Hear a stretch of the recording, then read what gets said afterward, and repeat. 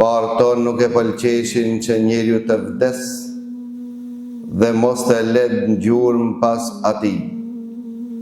Dhe thonë të Ibn Qayyim rahimullah, ka njerëz të cilët janë të vdekur mirë po janë të gjallë në mesin tonë. Ka njerëz që me trupat e tyre nuk gjinden pra nesh, mirë po me përkujtimin dhe gjurmët e tyre janë mes nesh. Dhe ka njerëz të cilët janë të gjallë me trupa në mesin tonë, mirë po nuk përmenen as një gjurmë e tyre që është aktiv në ndonjë send.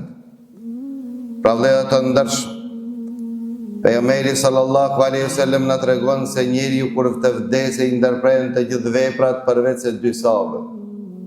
Dhe siç ka me një transmetim 7 vepra jesin gjurmë që nuk mbyllet dera e veprave të tyre, nuk mbyllet gjithashtu shënimi i veprave të cilët ato që i kanë bërë dhe kanë qenë shkak i veprave të tyre. Një ndërto është një dituri që e ka shpërnda dhe kalon pas ati, apo kalon fëmijë të hajrit që lutet për ta, apo si thon te pejgamberi sallallahu alaihi wasallam, apo kalon së paku një mushaf vakaf në shtëpinë Allahu që lexon dikush në ta, kalon një libër pas jetës së vet, apo ka blej së paku një mushaf dhe kalon vakaf në shtëpinë Allahu që dikush e shfleton ata. Kush dhe shletojë, ati i shkruan gjurmë pra se vapët që ai që e lexon sikur që ai ta lexon dhe të jetë gjallë dhe të shfleton librin Allahu. Apo nëse kalon që thot pejgamberi Allahu ka ndërtu xhami apo ka qenë një pus.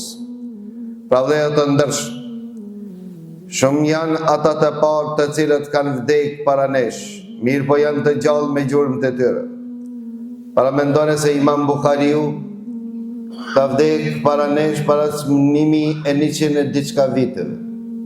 Megjithatë, çdo kush që e përmend Imam Buhariun i shënohet atij se vapë.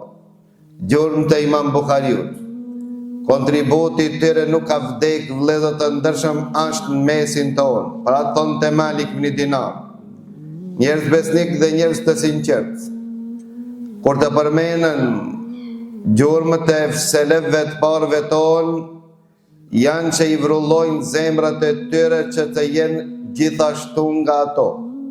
Pra të vëllezër të ndershëm, disa kanë jetu shumë shkurt në këtë jetë, mirë po veprat e tyre ende vazhdojnë